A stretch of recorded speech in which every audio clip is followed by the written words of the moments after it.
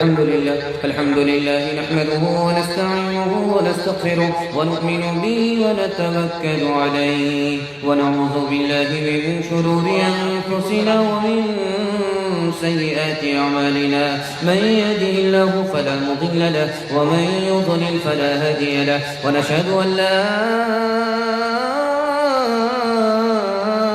إله إلا الله وحده لا شريك له ونشهد أن سيدنا ونبينا وحبيبنا وشفيعنا وسندنا وإمامنا ومولانا محمدا عبده ورسوله صلى الله عليه وعلى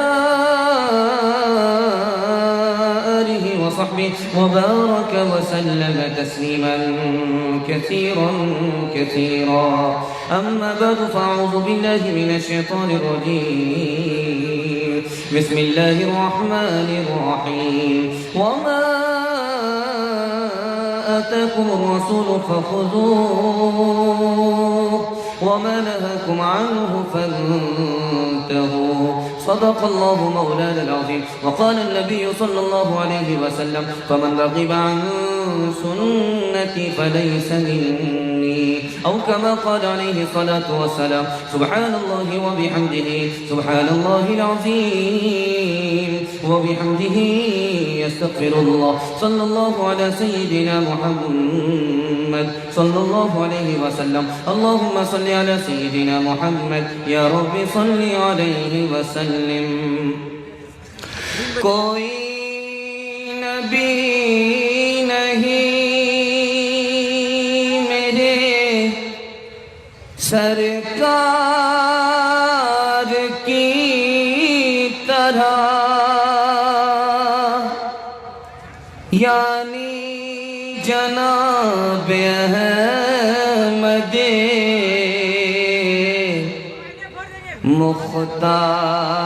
مختار کی طرح شق القمر کا معجزہ قربان جائیے انگلی بھی کام کر گئی تلوار کی طرح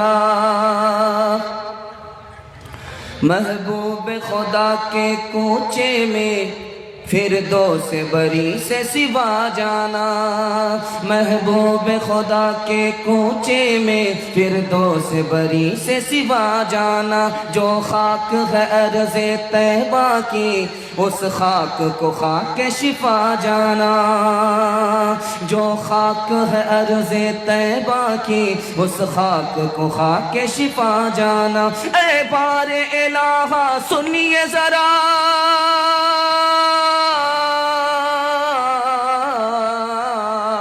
اے بار الہ سنیے ذرا مقبول ہو بس اتنی سی دعا تا عمر رہے ان کے در پر جانا آنا آنا جانا تا عمر رہے ان کے در پر جانا آنا آنا جانا اللہ کی رحمت سن کے جسے ہر فرد مسلمان پر برسے اللہ کی رحمت سن کے جسے ہر فرد مسلمان پر برسے وہ نعت سر محفل قاصر وہ نعت سر محفل قاصر 100 بار تو دل سے سنا جانا وہ نعت سر محفل قاصر 100 بار تو دل سے سنا جانا الحمدللہ آپ کا جلسہ رکا ہوا ہے دعا سے پہلے آپ کے حوصلے پر باقی ہے قبولیت کی گھڑی میں اللہ آسمان سے زمین پر خیر کے فیصلے نازل فرمائے ہمارے جلسے کو قبول فرمائے اور ہمارے تمام گناہوں کا اس جلسے کو کفارہ بنائے آمین بولیے قبولیت کھڑی ہے آسمان پر خدا آ چکا سننے کے لیے مکمل تیار نہیں دونوں ہاتھ رہیے انشاءاللہ فجر کے بعد تیار ہیں ہاتھ رہیے انشاءاللہ سمجھ میں آ رہا پٹری سے اتر چکے 3 سوال سے میں اپنے پیغام کو شروع کرنے کے لیے جا رہا ہوں دھیان دیجئے گا 3 سوال سے میں اپنے پیغام کو شروع کرنے کے لیے جا رہا ہوں پہلا سوال ہے، رشتہ دار کے بارے میں مشہور ہے الاقارب کالاقارب، رشتہ دار بچھو کی طرح ہوتے ہیں۔ رشتہ دار ہیں بچھو کی طرح ہوتے ہیں۔ یہ بچھو کی طرح کیسے ہوتے ہیں؟ رشتہ دار ہیں، ہم اس کے ساتھ رشتہ داری رکھتے ہیں، ان کے ساتھ رشتہ داری ہماری ہے، ان سب کے باوجود وہ بچھو کی طرح ہے۔ یہ پہلا سوال ہے ہمارا، وہ کیسے؟ دوسرا سوال آپ سے کرنے کے لیے جا رہا ہوں، یہ جلسہ ہو رہا ہے دعا سے پہلے، دعا کے بعد جلسہ ختم ہو جائے گا، لیکن اصلاح نہیں ہوتی، اس کا راز کیا ہے؟ اصلاح کیوں نہیں ہوتی؟ اصلاح معاشرہ کا جلسہ ہے، دعا سے پہلے ہے، دعا کے بعد جلسہ ختم ہو جائے گا، اصلاح کیوں نہیں ہوتی ہے؟ یہ میرا دوسرا سوال ہے۔ تیسرا اور آخری سوال ہے، نبی کا امتی بائیں ہاتھ سے کھانا کھا رہا تھا، نبی نے کہا دائیں ہاتھ سے کھاؤ، یہ میری سنت ہے، اس نے کہا میں دائیں ہاتھ سے نہیں کھا سکتا، نبی نے بد دعا کر دیا اب تم دائیں ہاتھ سے کھا بھی نہیں سکتے، اس کا ہاتھ بیکار ہو گیا، نبی رحمت بن کر کے آئے، اس آدمی کو بد دعا کیوں دیا؟ یہ میرا تیسرا سوال ہے۔ آدھا تیار ہے، آدھا تیار نہیں، ہاتھ رہیے انشاءاللہ۔ یہ دیکھیے آدھا تیار نہیں، آدھا تیار ہے۔ 3 سوال سے ہمارا پیغام شروع ہو رہا ہے۔ پہلا سوال تھا، رشتہ دار بچھو کی طرح ہوتے، آپ جتنا بھی مہربان ہو جائیے پھر بھی خوش نہیں ہوتے۔ داماد ہے، آپ نے گاڑی بھی دے دیا ہے، پلنگ بھی دے دیا ہے، بھینس بھی دے دیا ہے، لیکن وہ خوش نہیں ہوتا، اس کو اور چاہیے، اس کا پیٹ ہے کہ انڈیا گیٹ ہے، خوش نہیں ہوتا۔ بچھو ہونے کا مطلب ہے کہ آپ جتنا بھی اس پر مہربان ہوئیے وہ خوش نہیں ہوتے۔ آسان علاج یہی ہے کہ آپ خدا کو خوش کیجئے، وہ خوش ہو یا نہ ہو، اللہ خوش کر دے۔ دوسرا نمونہ لا رہا ہوں، دھیان سے سنیے گا، جلسہ ختم ہو جائے گا، کچھ دیر کے لیے جلسہ آپ کا رکا ہوا ہے، جلسہ تھوڑی دیر میں ختم ہو جائے گا، لیکن اصلاح کیوں نہیں ہوتی ہے؟ ہر آدمی دوسرے کی فکر کر رہا ہے، اپنی فکر نہیں کر رہا، اس لیے اصلاح نہیں ہوتی ہے۔ دوسرے کی فکر ہے، اپنی فکر نہیں ہے۔ انشاءاللہ شادی کے موقع سے بیٹا کا باپ گاڑی بھی مانگے گا، ہاتھ رہیے انشاءاللہ، سمجھ میں آ رہا۔ تیسرا اور آخری سوال تھا، بائیں ہاتھ سے کھانا کھا رہا تھا، نبی نے کہا دائیں ہاتھ سے کھاؤ، اس نے کہا میں نہیں کھا سکتا، اللہ کے رسول نے کہا اب تم کھا بھی نہیں سکتے ہو، ہاتھ بیکار ہو گیا، بد دعا کیوں دیا؟ اس نے تکبر کیا، وہ جھوٹ بولا کہ میں دائیں ہاتھ سے نہیں کھا سکتا، وہ کھا سکتا تھا، اس کا دایاں ہاتھ کام کر رہا تھا، نبی نے کہا تھا کہ دائیں ہاتھ سے کھاؤ، اس نے تکبر کیا، جھوٹ بولا، جھوٹ بولنے کی وجہ سے، تکبر کرنے کی وجہ سے وہ جہنم کے عذاب کا مستحق ہو رہا تھا، نبی نے بد دعا کر دیا تاکہ جہنم کے عذاب سے بچ جائے، دنیا ہی کی مصیبت اٹھا لے۔ انشاءاللہ شادی کے بعد داڑھی ہوگی، ہاتھ رہیے انشاءاللہ۔ یہ شور ہے ہو گئے دنیا سے مسلمان آبود، ہم یہ کہتے ہیں کہ تھے بھی کہیں مسلم موجود، وضع میں تم ہو نصارا تو تمدن میں ہنوز، یہ مسلمان ہیں جنہیں دیکھ کے شرمائے یہود، وہ زمانے میں معزز تھے مسلمان ہو گئے، اور ہم خار ہوئے تاریخ قرآن ہو گئے۔ نمونہ لا رہا ہوں، تیزی کے ساتھ لا رہا ہوں، سنت کے حوالے سے آپ کو پیغام دے رہا ہوں۔ مولانا الیاس صاحب رحمۃ اللہ علیہ کی مجلس میں ایک آدمی آتا تھا، داڑھی نہیں رکھتا، مولانا الیاس صاحب کچھ نہیں کہتے، وہ آ رہا ہے جا رہا، آ رہا ہے جا رہا، مہینہ گزر گیا، سال گزر گیا، کچھ نہیں کہا کہ داڑھی رکھو۔ ایک دن ہمت کر کے کہہ دیا کہ بھائی داڑھی کیوں نہیں رکھتے ہو، نبی کی سنت ہے، آنا ہی بند کر دیا۔ اب مولانا الیاس صاحب رحمۃ اللہ علیہ نے کہا کہ آنکھ بند ڈبہ گائے، کہاں چلا گیا؟ کہا کہ حضور آپ نے داڑھی رکھنے کے لیے کہا، شرمندہ ہوا اس لیے نہیں آ رہا ہے۔ کہا غلطی اس کی نہیں ہے، غلطی میری ہی ہے، غلطی اس کی نہیں ہے، غلطی میری ہے، میں نے کچے توے میں روٹی ڈال دیا۔ دوسری مثال لا رہا ہوں، بہت دھیان سے سنیے گا۔ سید احمد شہید رحمۃ اللہ علیہ کے پاس ایک آدمی آیا، کہا میں داڑھی کو سنت نہیں سمجھتا ہوں۔ کہا کہ اس کی کیا دلیل ہے؟ کہا میرے پاس دلیل ہے۔ داڑھی سنت نہیں ہے، اس کے پاس مضبوط دلیل ہے، اس کے لیے مضبوط دلیل میرے پاس ہے۔ کہا کہ وہ کیسے؟ کہا جب بچہ پیدا ہوتا ہے تو اس کو داڑھی نہیں ہوتی، جب جوان ہوتا ہے تب داڑھی ہوتی ہے۔ تو جوانی میں مونچھ بھی آتی ہے، مونچھ کو کٹاتے ہیں، جوانی میں داڑھی بھی آتی ہے تو داڑھی کو بھی کٹا رہا ہے۔ تو حضرت نے بہت پیارا جواب دیا، حضرت نے بہت پیارا جواب دیا کہ جس وقت بچہ پیدا ہوتا ہے منہ میں دانت بھی نہیں ہوتا تو دانت توڑ کر کے پوپلا بن جاؤ۔ تیسری مثال لا رہا ہوں، بہت دھیان سے سنیے گا۔ مرزا قتیل بہت بڑے شاعر تھے، داڑھی نہیں رکھتے تھے۔ اس کا مرید آیا، اس نے کہا کہ حضور آپ داڑھی بنا رہے ہو، نبی کی نعت پڑھتے ہو اور داڑھی بنا رہے ہو؟ کہا میں داڑھی بناتا ہوں، کسی کا دل نہیں توڑتا۔ کہا دل نہیں توڑتے؟ نبی کا دل ٹوٹ رہا ہے اور کہتے ہو کہ دل نہیں ٹوٹ رہا۔ کہا کہ اللہ تمہیں جزائے خیر دے، آج تو نے میری آنکھ کھول دی، آج کے بعد داڑھی نہیں بناؤں گا۔ آخری مثال لا رہا ہوں، دھیان سے سنیے گا۔ پاکستان میں شادی ہو رہی ہے، لڑکا مجلس میں بیٹھا ہوا ہے، لڑکی مجلس میں بیٹھی ہوئی ہے، 150 سال پرانی بات ہے، لڑکی نے شادی سے پہلے لڑکا کو دیکھا نہیں، ادھر سے لڑکا ایجاب بولتا ہے، ادھر سے لڑکی قبول کرتی ہے، نکاح ہو جاتا ہے۔ اور نکاح پڑھانے کے لیے کون؟ اس وقت کے بڑے عالم شیخ احمد علی لاہوری رحمۃ اللہ علیہ رجسٹر لے کر کے بیٹھے ہوئے۔ لڑکی نے اچانک لڑکے کو دیکھا، لڑکا داڑھی والا ہے، عالم دین ہے، لڑکی کھڑی ہو جاتی ہے اور کہتی ہے کہ مجھے داڑھی والا لڑکا پسند نہیں ہے۔ اب حضرت کا مراقبے میں چلے گئے، لوگوں نے سوچا کہ مارے شرم کے سر جھک گیا، مراقبے میں چلے گئے۔ تھوڑی دیر کے بعد سر اٹھایا اور کہا کہ پتہ ہے اس لڑکی نے انکار کیوں کیا، داڑھی کو پسند کیوں نہیں کیا؟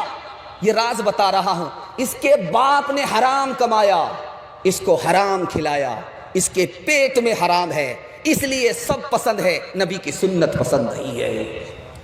میں ہاتھ جوڑ کر کے آپ سے کہتا ہوں، داڑھی نہیں رکھتے ہیں، گناہ ہے، لیکن توبہ کرتے رہیے، اس کو گناہ سمجھتے رہیے کہ میری غلط عادت ہو گئی، اللہ معاف کرے، آپ کا ایمان سلامت رہے گا۔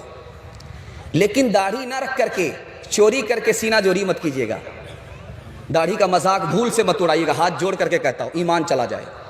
داڑھی نہیں رکھتے ہیں، توبہ کرتے ہیں، ایمان سلامت ہے، کل اللہ توفیق دے گا، آپ کے چہرے پر داڑھی ہوگی، اس سے پہلے ایمان آپ کا سلامت رہے گا۔ لیکن اگر آپ نے داڑھی کی توہین کر دی، ایمان چلا جائے گا۔ داڑھی کی توہین ہے کیا؟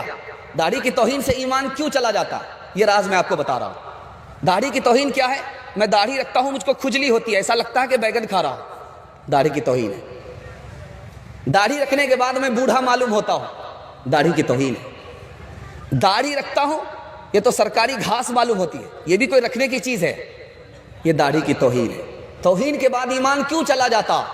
داڑھی نبی کی سنت ہے، نبی کی پسند ہے، جو نبی کی سنت میں، نبی کی پسند میں عیب لگائے وہ نبی کا امتی مسلمان نہیں ہو سکتا۔ انشاءاللہ بیوی سے پوچھ کر کے داڑھی رکھیں گے، ہاتھ لائیے انشاءاللہ۔ شکل تمہاری عورت جیسی، تم نے بنا لی صورت کیسی، مونچھ اڑائیں داڑھی بنوائیں، عورت جیسی شکل بنائیں، تمہیں کیا ہو گیا ہے، تمہیں کیا ہو گیا ہے، راہ شریعت راس نہ آئے، اوروں کا چلن ہے بھائی، تمہیں کیا ہو گیا ہے، تمہیں کیا ہو گیا ہے۔ انشاءاللہ جوانی کے بعد بڑھاپے میں داڑھی رکھیں گے، ہاتھ اٹھا دیجیے انشاءاللہ۔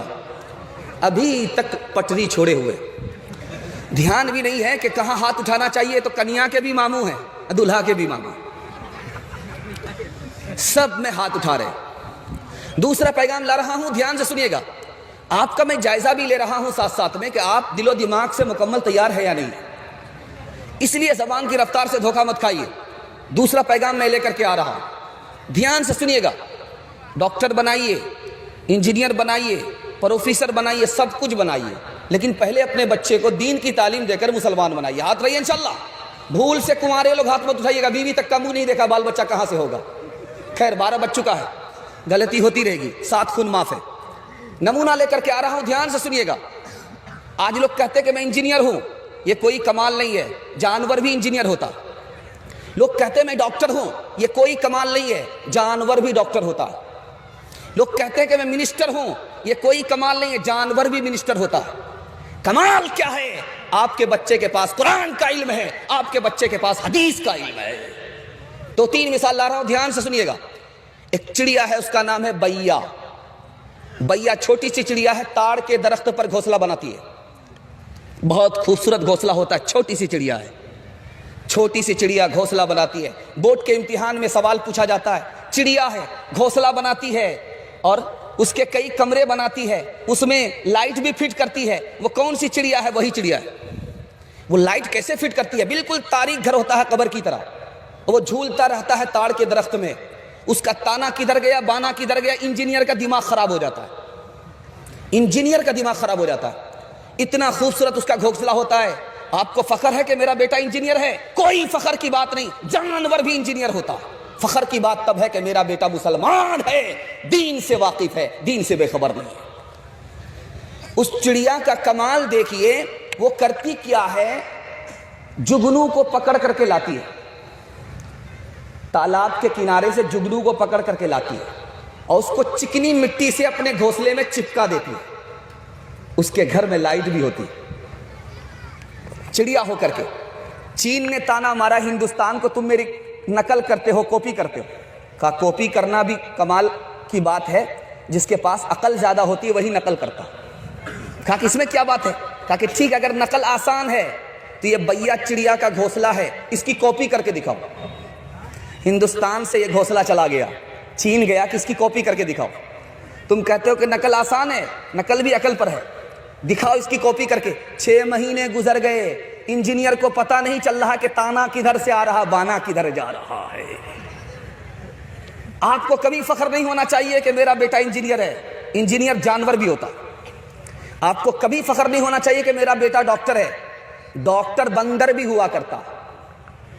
ایک آدمی نے روٹی میں زہر ملا کر کے چھت پر رکھ دیا کہ بندر آئے گا کھا جائے گا، جلے تو جلال تو اس بلا کو ٹال تو۔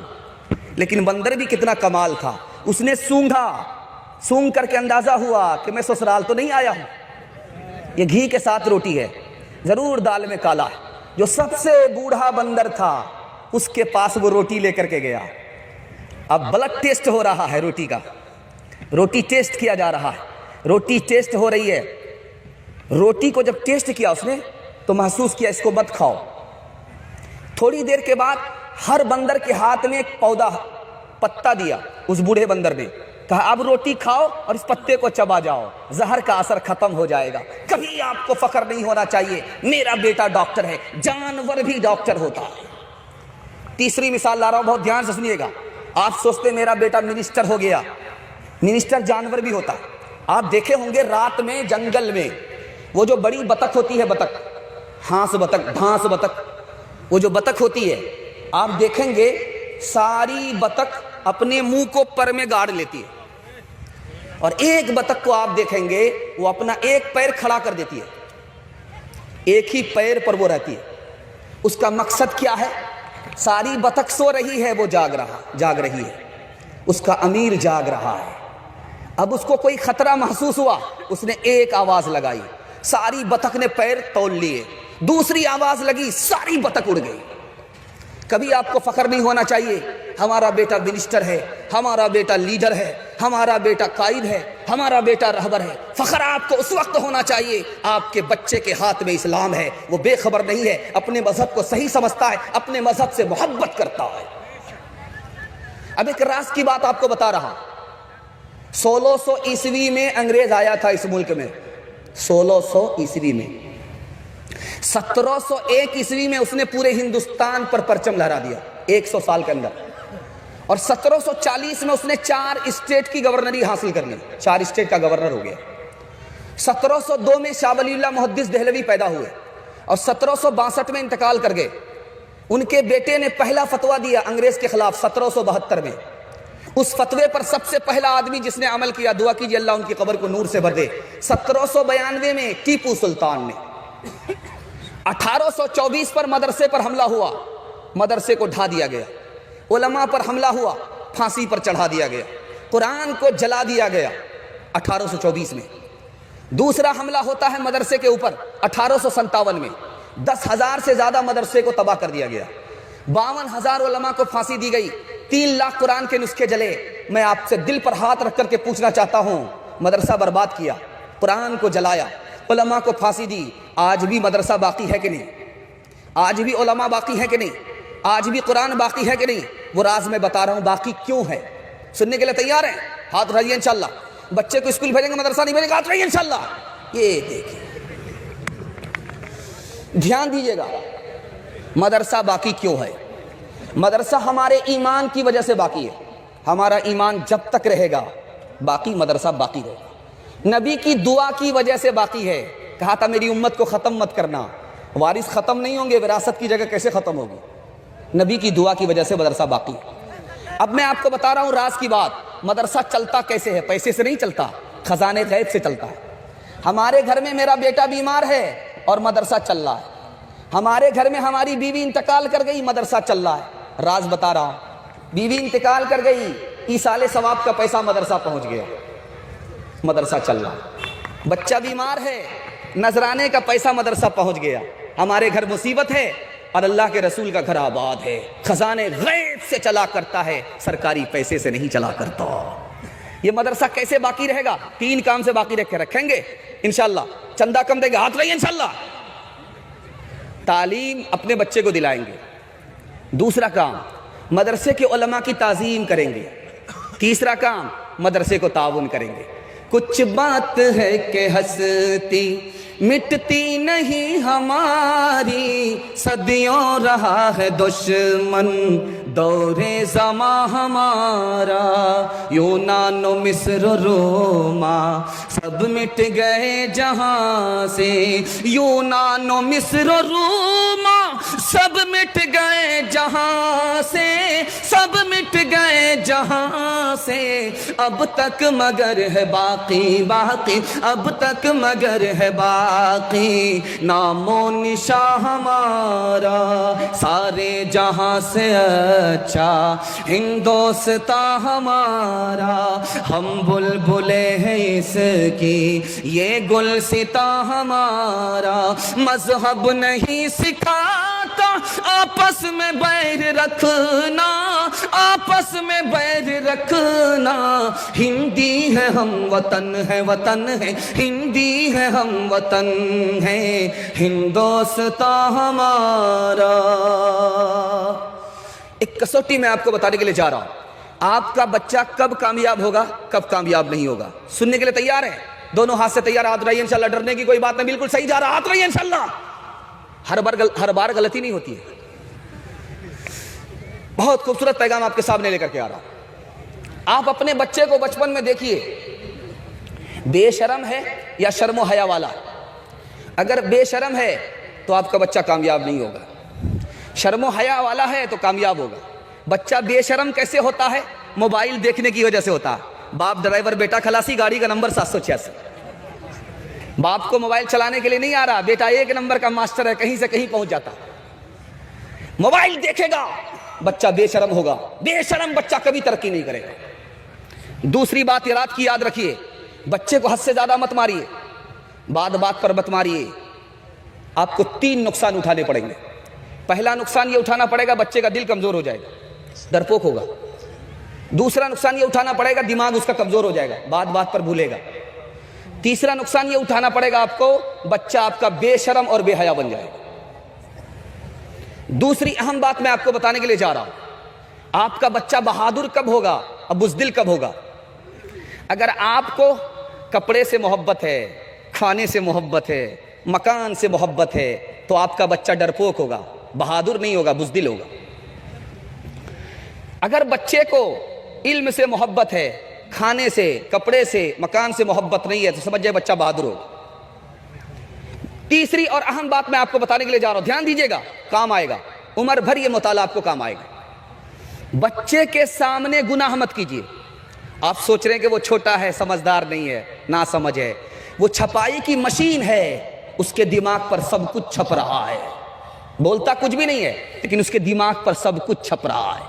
ہاتھ جوڑ کر کے ایک بات آپ سے کہتا ہوں, بچے کے سامنے لڑائی جھگڑا مت کیجیے گا. میاں بیوی آپس میں بچے کے سامنے لڑائی جھگڑا مت کیجیے گا، ورنہ بچے کی نگاہ میں باپ بھی چھوٹا ہو جاتا ہے، ماں بھی چھوٹی ہو جاتی ہے۔ ایک اہم بات آپ سے کرنے کے لیے جا رہا ہوں، اہم بات، بچے کو حلال کمائیے، حلال کھلائیے۔ آپ جو بوئیں گے وہی کاٹنے کو ملے گا۔ اگر آپ نے ببول بویا ہے تو آم کھانے کو نہیں ملے گا۔ حلال کمائیے، حلال کھلائیے، حلال کمائیے، حلال کھلائیے۔ اگر آپ گھر میں ڈھول بجائیں گے بچہ ڈانس کرے گا، اگر ڈانس بچہ کر رہا ہے تو قصور بچے کا نہیں ہے، باپ کا ہے کہ یہ ڈھول بجا رہا ہے۔ نمونہ دینے کے لیے جا رہا ہوں، بہت دھیان سے سنیے گا۔ 4 چیز بچے کے اندر دیکھیے، وہ مذہب کو جانتا ہے کہ نہیں؟ اگر جانتا ہے تو کامیاب، نہیں جانتا ناکام۔ دیکھیے مذہب کا دامن ہاتھ میں ہے کہ نہیں؟ ہے تو کامیاب، نہیں تو ناکام۔ دیکھیے کہ آپ کا بچہ مذہب کو پسند کرتا ہے کہ نہیں؟ پسند کرتا ہے تو کامیاب، مذہب کو پسند نہیں کرتا ناکام۔ مذہب کو صحیح سمجھتا ہے کہ غلط سمجھتا ہے؟ اگر غلط سمجھتا ہے تو ناکام، اور صحیح سمجھتا تو کامیاب۔ 3 بچے کی مثال میں آپ کے سامنے لا رہا ہوں، سننے کے لیے مکمل تیار ہے؟ دونوں ہاتھ رہیے انشاءاللہ۔ پہلا نمونہ لے کر کے آ رہا ہوں۔ 10 سال کا بچہ ہے، چچا نے کہا ہے کہ بیٹا رات ہو گئی ہے، کپڑا اتارو سو جاؤ۔ بچہ کپڑا نہیں اتار رہا ہے۔ وہ بچہ کون تھا؟ وہ چچا کون تھے؟ وہ بچہ ہمارے نبی تھے، اور وہ چچا ابو طالب تھے۔ 10 سال کے بچے سے چچا نے کہا کہ بچہ کپڑا اتارو، بیٹا کپڑا اتارو، رات ہو رہی ہے، کپڑا اتارو سو جاؤ، بدن کا کپڑا اتارو سو جاؤ۔ لیکن بچہ کپڑا نہیں اتار رہا ہے، کیا کہہ رہا ہے کہ چچا جان میں کپڑا اتاروں گا، آپ میرے بدن کو دیکھیں گے، مجھے شرم آتی ہے، لیکن میں آپ کا حکم بھی نہیں توڑ سکتا۔ آپ نے حکم دیا ہے، آپ ہمارے بڑے ہیں، حکم دیا ہے، میں توڑ بھی نہیں سکتا۔ آپ منہ کو پھیر لیجئے، میں کپڑا اتارتا ہوں، مجھے شرم آتی ہے، میں کپڑا اتاروں، آپ میرے بدن کو دیکھ لیں۔ دوسرا نمونہ لا رہا ہوں، دھیان سے سنیے گا۔ 12 سال کا بچہ ہے، کنویں میں ڈالا جا رہا ہے اور اس کے بدن کا کپڑا کھینچا جا رہا ہے۔ یہ بچہ کون تھا؟ حضرت یوسف علیہ السلام تھے۔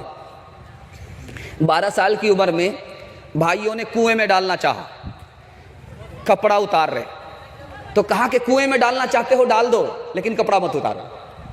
کنویں میں ڈالنا چاہتے ہو ڈالو، لیکن کپڑا مت اتارو۔ یہ کپڑا اگر باقی رہے گا تو سردی اور گرمی میں کام آئے گا، اگر میں مر گیا میرے کفن میں کام آئے گا۔ تیسرا نمونہ لا رہا ہوں، دھیان سے سنیے گا۔ باپ نے خواب میں دیکھا کہ میں تمہیں ذبح کر رہا ہوں۔ بیٹے نے کہا کہ ابا حضور آپ بھی سچے، آپ کا خواب بھی سچا، اور آپ کا خدا بھی سچا، آپ خواب کو سچا کیجئے، میں اس کے لیے تیار ہوں۔ تو بیٹا تیار ہے، اور ذبح ہونے سے پہلے 4 فرمائش بتا رہا ہے۔ ابو جان میری 4 فرمائش ہے۔ پہلی فرمائش ہے آپ چاقو کو تیز کر لیجئے گا۔ دوسری فرمائش ہے آپ آنکھ پر پٹی باندھ لیجئے گا۔ تیسری فرمائش ہے میرے ہاتھ پاؤں کو باندھ دیجئے گا، اور میرا چہرہ آسمان کی طرف نہیں زمین کی طرف کر دیجئے گا، تاکہ میں سجدے کی حالت میں اللہ کی بارگاہ میں قبول ہو جاؤں۔ اور آخری فرمائش ہے جب میں ذبح ہو جاؤں تو میرا کپڑا اتار کر کے میری ماں کو حوالے کر دیجئے گا، تاکہ صبر ہو جائے کہ میرا بیٹا راہ خدا میں قربان ہو گیا۔ انسان بناؤ، انسان بناؤ، انسان بناؤ، انسان بناؤ، سائنس ٹیکنالوجی میں ماہر بھی بناؤ، اور ان کو مقدر کا سکندر بھی بناؤ، پر پہلے تو انہیں یارو مسلمان بناؤ۔ انسان بناؤ، انسان بناؤ، تاجر بناؤ، شوق سے افسر بھی بناؤ، اور ان کو مقدر کا سکندر بھی بناؤ، پر اپنی مغفرت کا سامان بناؤ۔ انسان بناؤ، انسان بناؤ۔ بے وقوف بچے کو مدرسہ بھیجیں گے، ہاتھ رہیے انشاءاللہ۔